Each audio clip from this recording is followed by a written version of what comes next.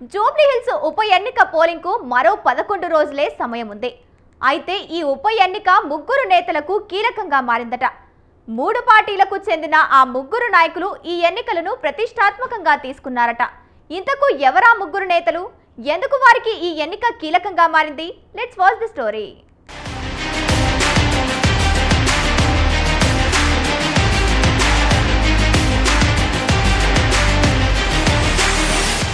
తెలంగాణలో Jubilee hills ఉప ఎన్నిక రాష్ట్రంలోని అధికార కాంగ్రెస్ తో పాటు ప్రతిపక్ష బీఆర్ఎస్, బీజేపీకి చాలా కీలకంగా మారింది. ఈ మూడు పార్టీలకు చెందిన ముగ్గురు నేతలకు ఇక్కడ గెలవడం చాలా అవసరం.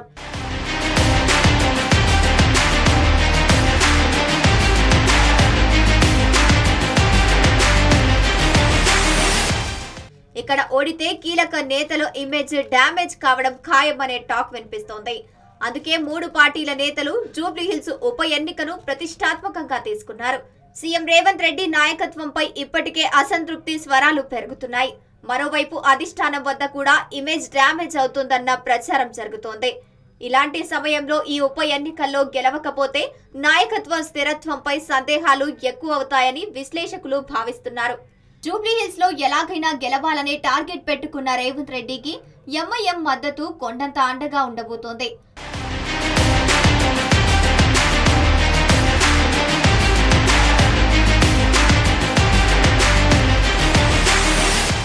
అయితే మత రాజకీయాలతో ఎన్నికలు గట్టెక్కాలని భావిస్తోన్న బీజేపీ ఎంఐఎంను బూచిగా చూపించడం కాంగ్రెస్ కు కొద్దిగా మైనస్ కానుంది. అయితే హైదరాబాద్ నగరంలో ఎంఐఎం పట్ల ప్రజలు పెద్దగా విముఖత చూపించకపోవడం అంతిమంగా కాంగ్రెస్ కు లబ్ధి చేకూరుస్తోంది. ఇక 2018, 2023లో బీఆర్ఎస్ జూబ్లీ హిల్స్ లో ఘన విజయం సాధించింది. మాగంటి గోపీనాథ్ అక్కడ వరుసగా గెలిచి హ్యాట్రిక్ సాధించారు. అయితే బీఆర్ఎస్ ఎమ్మెల్యేగా ఉంటూ ఆయన చనిపోవడంతో బీఆర్ఎస్ సిట్టింగ్ స్థానం నిలుపుకోవడానికి గోపీనాథ్ భార్యకు టికెట్ ఇచ్చింది. ఇక గోపీనాథ్ ది ఆంధ్ర నేపథ్యం కావడం, జూబ్లీ హిల్స్ లో ఆంధ్ర సెటిలర్స్ ఎక్కువగా ఉండటం బీఆర్ఎస్ కు ప్లస్ పాయింట్ గా మారవచ్చు. అయితే బీజేపీ కూడా సెటిలర్ల ఓట్లపై కన్నేసింది. ఆ దిశగా ఇప్పటికే ప్రయత్నాలు కూడా చేసింది. ఇక బీజేపీకి టీడీపీ రహస్యంగా మద్దతు ఇవ్వడం వల్ల బీఆర్ఎస్ కు ఒక పరీక్షలా మారింది. ఈ నేపథ్యంలో కేటీఆర్ నాయకత్వానికి ఈ గెలుపు ఒక లిట్మస్ టెస్ట్ కానుంది. ఇక్కడ గెలిస్తే మరింత దూకుడు ప్రదర్శించే అవకాశం ఉంటుంది. కేడర్ లో ఆత్మవిశ్వాసం పెరుగుతోంది. ప్రజా సమస్యలపై మరింత విస్తృతంగా పోరాటం చేసే అవకాశం ఉంటుంది.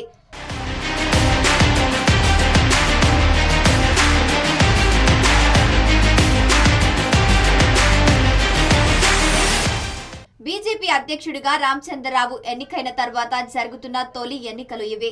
బీజేపీ గెలుపు ద్వారా పార్టీ క్రెడిబిలిటీ బలోపేతం చేయడానికి లక్ష్యంగా పెట్టుకున్నారు. ఇదే సమయంలో జూబ్లీ హిల్స్ కేంద్ర మంత్రి కిషన్ రెడ్డి ప్రాతినిధ్యం వహిస్తున్న సికింద్రాబాద్ లోక్సభ నియోజకవర్గ పరిధిలో ఉంది. అందుకే ఆ పార్టీకి ఉప ఎన్నికల్లో గెలుపు తప్పనిసరిగా మారింది. అయితే జూబ్లీ హిల్స్ లో 1.37 లక్షల మంది ముస్లిం ఓటర్లు ఉన్నారు. 2014 ఎన్నికల్లో ఎంఐఎం తరఫున నవీన్ యాదవ్ పోటీ చేశారు. అయితే ఈసారి కాంగ్రెస్ తరఫున బరిలోకి దిగిన నవీన్ యాదవ్ కు ఎంఐఎం మద్దతు ఇస్తోంది. 2018, 2023 ఎన్నికల్లో ముస్లింలు మాగంటి గోపీనాథ్ కు అండగా నిలిచారు. ఈ నేపథ్యంలో బీఆర్ఎస్ ఈసారి కూడా విజయంపై ధీమాగా ఉంది. జూబ్లీ హిల్స్ లో ముస్లిం ఓటర్లకు ఆకర్షించడానికి ఎంఐఎంతో మద్దతు పెట్టుకోవడమే కాకుండా తాజాగా అజారుద్దీన్ కు మంత్రి పదవి ఇవ్వాలని కాంగ్రెస్ నిర్ణయించింది. ఇది ఒక రకంగా కాంగ్రెస్ కు కలిసి వచ్చే అంశంగా మారనుంది. కాంగ్రెస్ పార్టీ ముస్లింల మద్దతుతో బలంగా కనపడుతోంది. ఇక బీఆర్ఎస్ మాత్రం గోపీనాథ్ చరిష్మాను నమ్ముకుంది. బీజేపీ తనదైన వ్యూహాలతో ముందుకు వెళ్తోంది.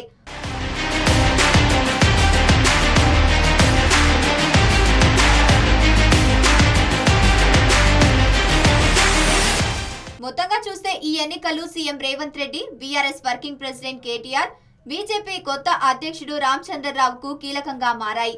ఇక్కడ గెలుపుతో ఆయా నాయకులు తమ పార్టీలపై పట్టు పెంచుకోవాలని భావిస్తున్నాయి. మరి ఇక్కడ గెలుపు ఎవరిని వరిస్తుందో వేచి చూడాలి.